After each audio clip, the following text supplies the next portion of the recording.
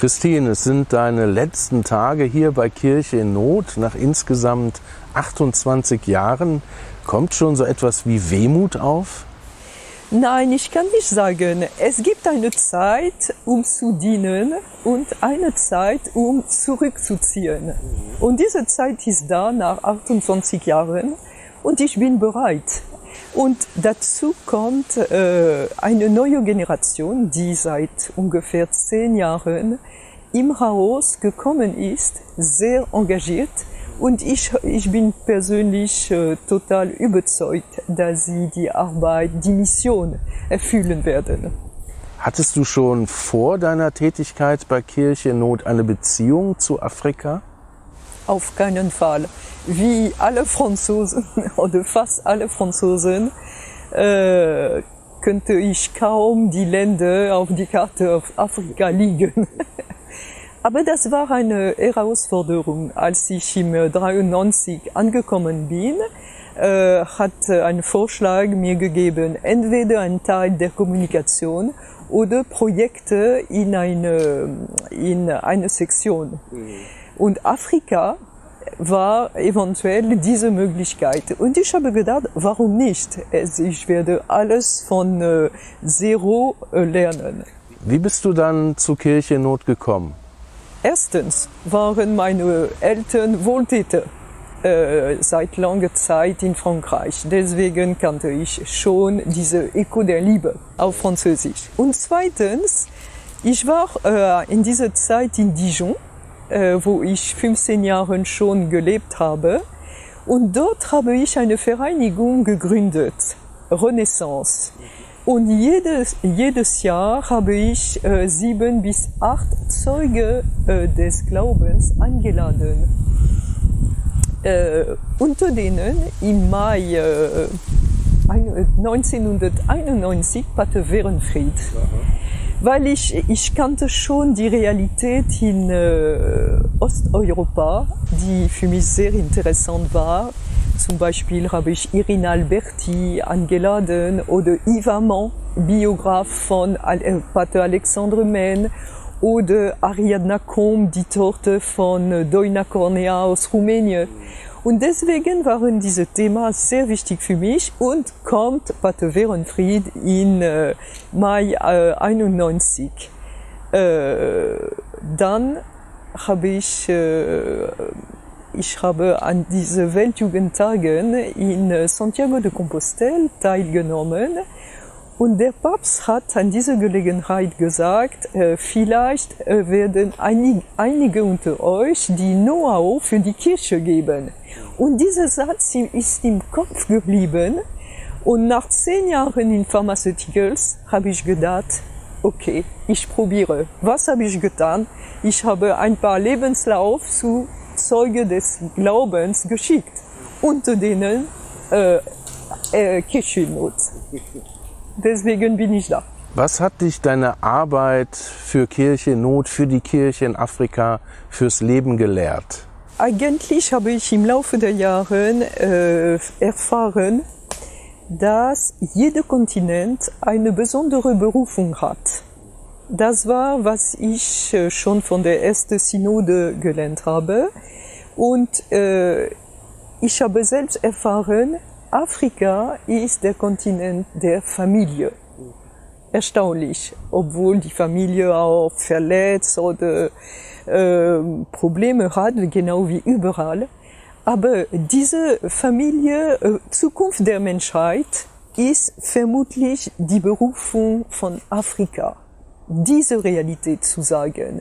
Und in 2011, als Papst Benedikt XVI. In Cotonou in Benin war, hat er diese Realität nochmal betont. Das war natürlich klar für Papst Heilige Johannes Paul II., aber auch seine Nachfolger hat das betont.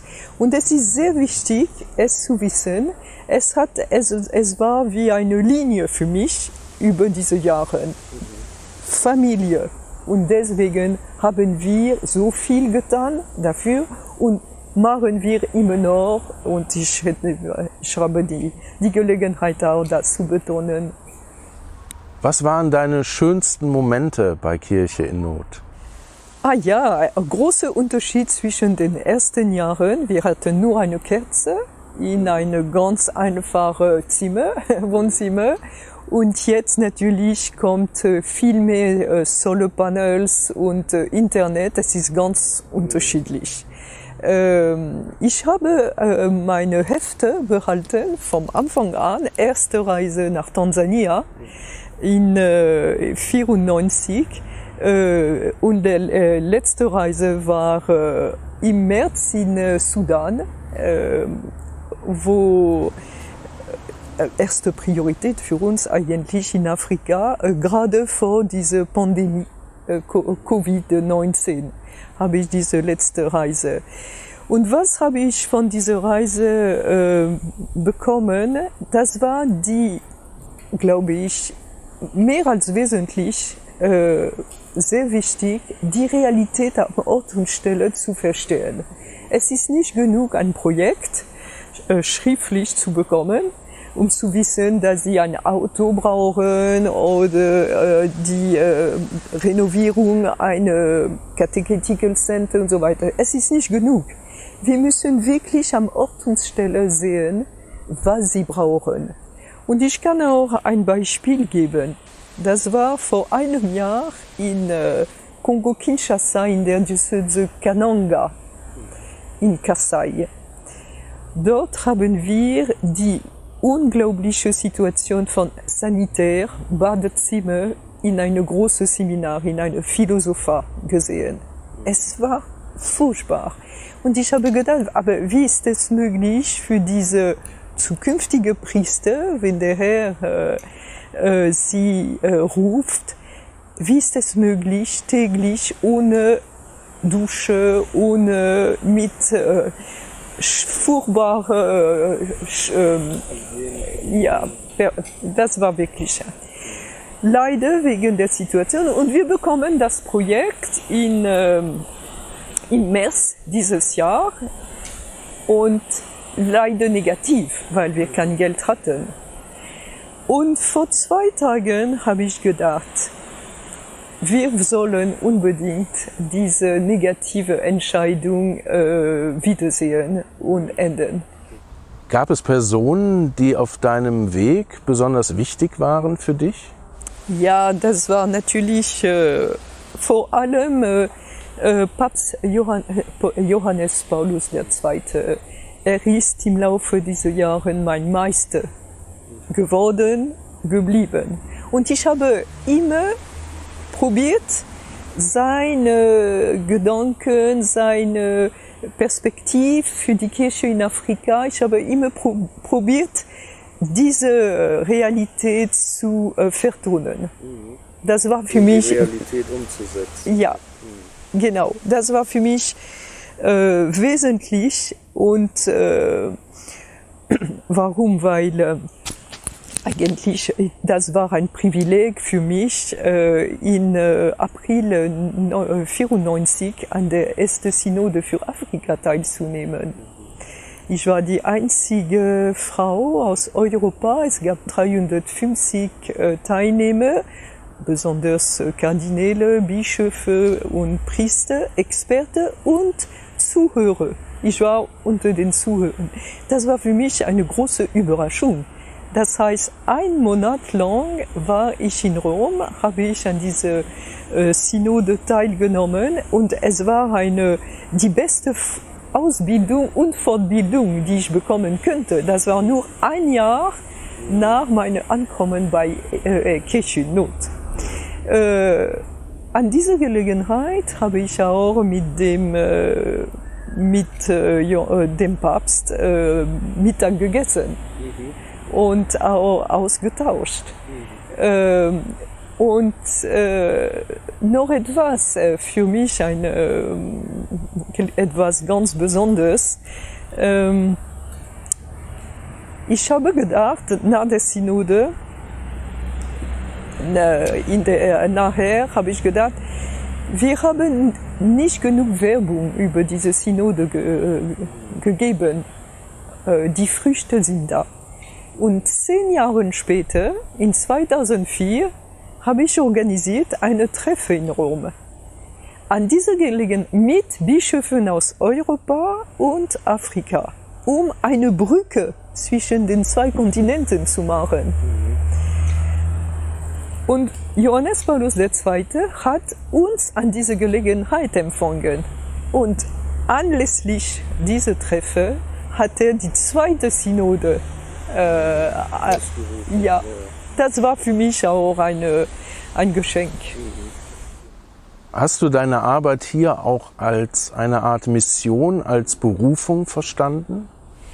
Wir sind nicht da vor allem, um finanziell zu unterstützen, aber wir sind da vor allem, um zuzuhören.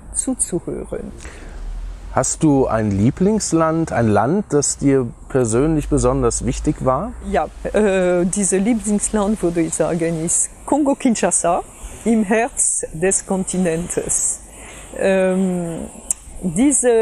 Ich bin persönlich überzeugt, dieses Land hat eine wichtige Rolle zu spielen, wegen ihrer Situation im Herz des Kontinentes, und es gibt eine große Prozent von Katholiken. Die Frauen spielen eine wichtige Rolle, aber leider ist dieses Land total durcheinander, total chaotisch, wegen Bodenschätzen. Sie haben viel mehr Bodenschätze als überall in der Welt. Und deswegen sind alle Länder von draußen, die Nachbarn oder Westen, interessiert. Und wenn Bodenschätze gibt, sind wir leider sicher, dass der Krieg ist. Aber sie haben einen Mut, eine Energie, die für mich unglaublich ist. Ja. Würdest du sagen, dass du durch deine Tätigkeit ein anderer Mensch im Glauben geworden bist? Mit Sicherheit, weil ich habe tief erfahren, dass alles, was ich vorgeschlagen habe, Initiative gehabt und so weiter, nicht von mir kam, aber vom Heiligen Geist. Was wirst du am meisten vermissen? Diese Reise, erstens am Ort und Stelle, um eine Situation besser zu verstehen, und was noch, ja, diese Projekte zu entdecken. Was wirst du jetzt als nächstes machen? Ich plane zurück nach Frankreich, meine Heimat, in Genau, wo? Dijon, in Burgund, wo ich schon 15 Jahre gelebt habe. Ich habe mehrere Projekte, mehrere Vorschläge, unter denen vielleicht eine Führerin in Manopello für Volto Santo auf Französisch, weil ich bin ein Fan von diesem Volto Santo in Manopello, und ich plane eventuell 3-4 Monate pro Jahr in Manopello zu sein, in Italien, in der Nähe von Pescara, in Abruzzo, dort zu sein, damit die Leute diese Volto Santo entdecken. Und sonst möchte ich auch Krankenleute im Krankenhäuser treffen. Bezüglich dieser Zukunft in Dijon habe ich auch diese Perspektive von Benoît in Frankreich bekommen, eine Antenne, ein kleines Büro in Dijon zu öffnen. Ich freue mich sehr darüber. Gibt es noch etwas, was du den Kollegen von Kirche in Not weltweit sagen möchtest? Ich möchte sehr gerne Ihnen sagen, dass diese Arbeit, diese Tätigkeit, die wir haben, ist keine Arbeit, aber eine Mission, die der Herr uns anvertraut hat für das Wachstum der Kirche überall in der Welt. Eine Mission. Vielen Dank, Christine, für dieses Gespräch und natürlich für alles, was du für Kirche in Not getan hast. Und Gottes Segen für deine Zukunft. Danke dir.